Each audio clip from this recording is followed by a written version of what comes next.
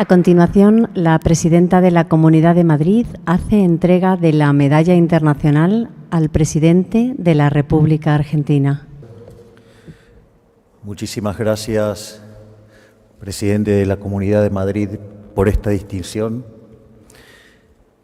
Muchísimas gracias por tu forma de ser.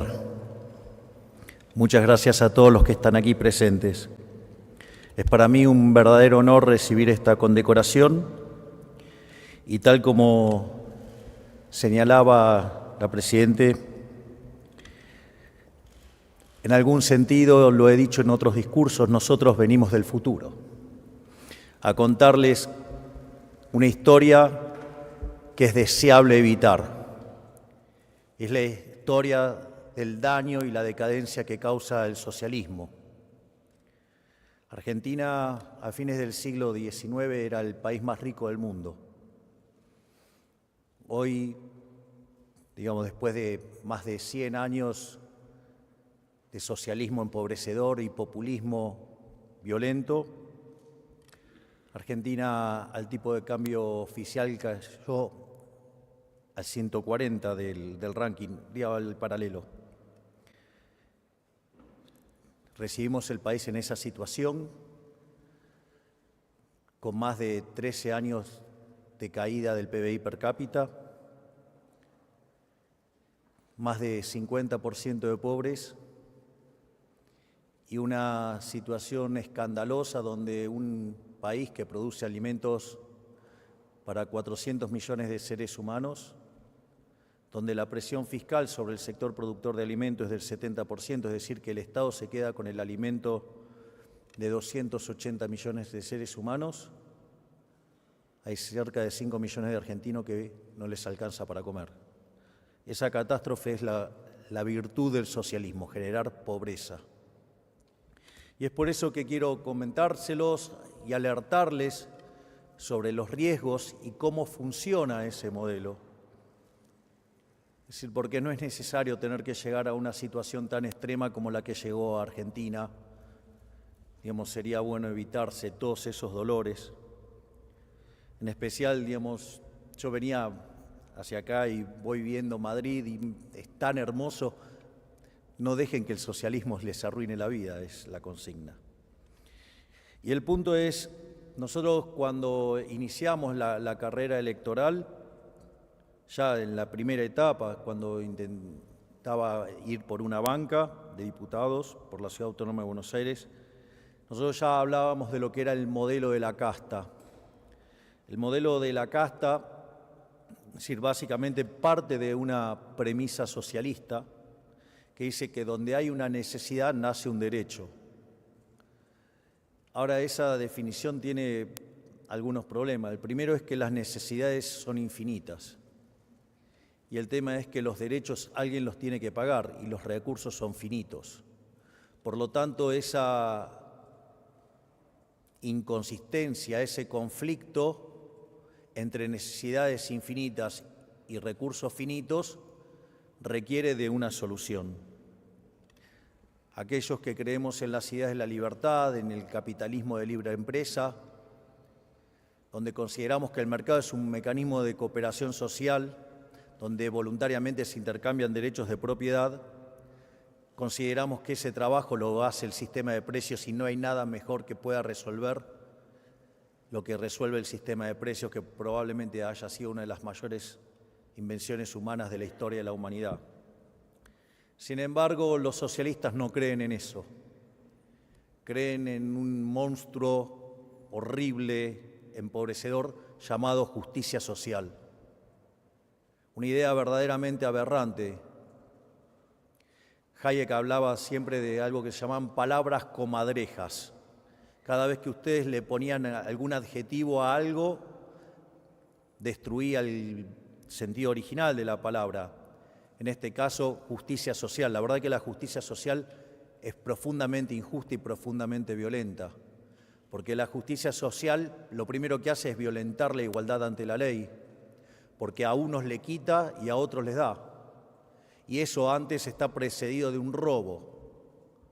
Porque los impuestos no se pagan voluntariamente, se pagan a punta de pistola, a cambio de que si no los paga uno va preso. Entonces, está precedido de un robo y de un trato desigual frente a la ley. Por lo tanto, la justicia social nunca es justa, es profundamente injusta. Y además, suelen enarbolar cuestiones nobles, pero la discrecionalidad siempre juega una mala pasada, digamos, siempre hay filtraciones. Bastiat hablaba de las porosas manos de los políticos. Digo, quizás no es la del político directamente, quizás es la de un hermano, la de la pareja o lo que fuera, ¿no? Digo, el que quiere entender que entienda, ¿no? Esa intención se manifiesta entonces en un aumento del gasto público, en un aumento del déficit fiscal. Y el déficit fiscal tiene que ser financiado, siempre es financiado. Y ustedes tienen distintas formas de financiar el déficit fiscal. La forma que usa el político más desalmado y más populista y más salvaje, más mentiroso, es el endeudamiento. El endeudamiento es una forma absolutamente inmoral de enfrentar la situación, porque la deuda no son ni más ni menos que impuestos futuros. Entonces quiere decir que la fiesta del presente está siendo pagada por el trabajo de personas en el futuro, digamos, personas que no votan, personas que todavía ni siquiera nacieron. Es decir, es profundamente inmoral. Es decir, están financiando la fiesta del político populista hoy a cambio del esfuerzo de generaciones que ni siquiera pueden manifestarse en las urnas.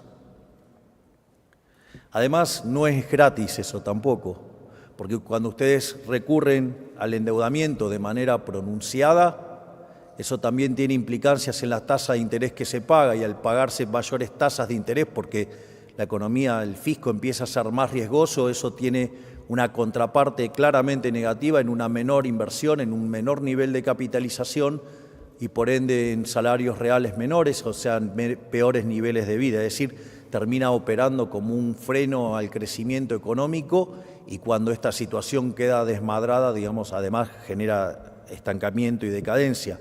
Digo, no en vano Argentina utilizó esta herramienta y Argentina fue, digamos, llegó a ser el máximo defolteador de la historia moderna. Algo que nosotros desde nuestro gobierno estamos cambiando. Nosotros básicamente heredamos un déficit fiscal de 15 puntos del PBI, donde 5 eran en el Tesoro, 10 en el Banco Central, y contra todos los pronósticos que se hacían de que hacer un ajuste de semejante calibre era imposible, nosotros lo hemos hecho en menos de 6 meses. En menos de 6 meses no solo logramos el equilibrio financiero en el Tesoro, sino que también tenemos prácticamente terminado el déficit cuasi fiscal del Banco Central. Es decir, hicimos un ajuste de 15 puntos del PBI en 5 meses. Es decir, es el ajuste más fuerte en la historia de la humanidad. Y eso nos permitió empezar a desacelerar la inflación, porque no necesitamos más financiar el déficit con emisión de dinero, y la inflación, que cuando nosotros asumimos viajaba a un ritmo del 17.000% anual, la inflación mayorista era 54% mensual, eso anualizado da 17.000, en la última observación fue del 3,5%, es decir, el equivalente a 50% anual. Es decir, sigue siendo un número aberrante, horrible, pero respecto al 17.000 que nos dejaron, es muchísimo menos y es un logro enorme. No solo eso, sino que otro mecanismo que utilizan los políticos cuando ya se quedan sin acceso al financiamiento vía deuda es utilizar la emisión monetaria. Argentina, desde que creó su Banco Central en el año 1935, le quitó 13 ceros a la moneda, podríamos quitarle 3 ceros más. Argentina tuvo 2 hiperinflaciones sin guerra. Argentina padece crónicamente un problema de inflación. Y eso también es importante tenerlo en cuenta, porque una de las influencias más nefastas que ha dejado el keynesianismo es creer que, digamos, la inflación depende de cualquier cosa menos de la emisión de dinero. Es decir, ustedes, si pasaran por Argentina, se van a encontrar con un montón de economistas diciendo que la inflación es multicausal. Y la realidad es que la única causa de la inflación es la emisión de dinero. Es decir, cuando ustedes generan un exceso de oferta de dinero, ya sea porque emiten dinero o porque cae la demanda de dinero, o pasan las dos cosas a la vez, eso hace que pierda el poder adquisitivo de la moneda y todos los precios de expresión en unidades monetarias suben. De hecho, nosotros hemos emprendido de cortar el financiamiento del fisco, digamos, no emitimos más para el sector fiscal y además esterilizamos la compra de divisas por otra ventana. Tenemos algunos temas todavía pendientes de resolución con los pasivos remunerados, pero en principio vamos camino a una situación de emisión cero para terminar definitivamente con la inflación. De hecho, cuando tengamos totalmente saneado el Banco Central, a partir de ese momento vamos a enviar una ley donde emitir dinero sea un delito y ese delito sea un delito de lesa humanidad. Y si se emite dinero va a ir preso el presidente de la Nación, el ministro de Economía, el presidente del Banco Central, todo su directorio y diputados y senadores que aprueben esas medidas. Y como va a ser un delito de lesa humanidad, automáticamente si viniera otro gobierno y cambiara esas leyes, siempre va a volver algún liberal y los va a meter presos. Así es que, digamos, también vamos a terminar definitivamente con la inflación en la Argentina. Entonces estamos terminando con el déficit fiscal, con el cuasi fiscal y estamos terminando con la inflación. Y se están viendo los frutos porque después de haber pasado el peor momento durante el primer trimestre del año, hoy empiezan a haber indicadores de actividad que empiezan a mostrar mejora. Los índices de difusión ya superan el 50%, es decir, la cantidad de sectores que están expandiendo ya supera el 50% y los indicadores líderes ya hace más de 2 meses que empiezan a mostrar registros positivos. Es decir, que en definitiva se puede hacer. El otro mecanismo que utilizan los políticos es subir los impuestos. Y cuando ustedes suben los impuestos, en el fondo no es ni más ni menos que una expropiación. En el fondo lo que están haciendo es matar el crecimiento económico, están violentando el derecho de propiedad.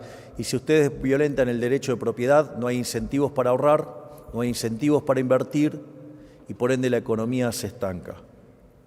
Todas estas aberraciones en Argentina hace más de 100 años que las padecemos y han generado esta tremenda decadencia como pocas veces vista en la historia de la humanidad.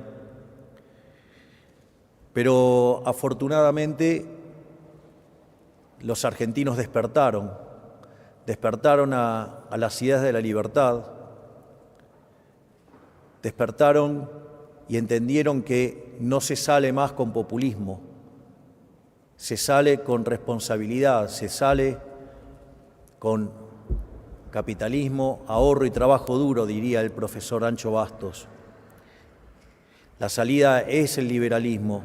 Por eso nosotros, y esto a mí me resultó muy sorprendente, cuando hacíamos nuestros actos de campaña, el cierre lo hacíamos con una frase de nuestro máximo exponente de las ideas de la libertad, del profesor Alberto Venegas Lynch hijo, que dice que el liberalismo es el respeto irrestricto del proyecto de vida del prójimo, basado en el principio de no agresión y en defensa del derecho a la vida, la libertad y a la propiedad, cuyas instituciones son la propiedad privada, los mercados libres, la no intervención estatal, la división del trabajo, la cooperación social y donde solamente se puede ser exitoso sirviendo al prójimo con bienes de mejor calidad o mejor precio. Es decir, donde los verdaderos héroes son los empresarios, los emprendedores, no los burócratas que nos persiguen, que persiguen a la prensa, que mienten, que roban y que en el fondo destruyen a un país y sobre todas las cosas producen un daño mucho más complicado que deteriora el tejido social, porque el socialismo está basado en la envidia, en el odio, en el resentimiento, en el trato desigual frente a la ley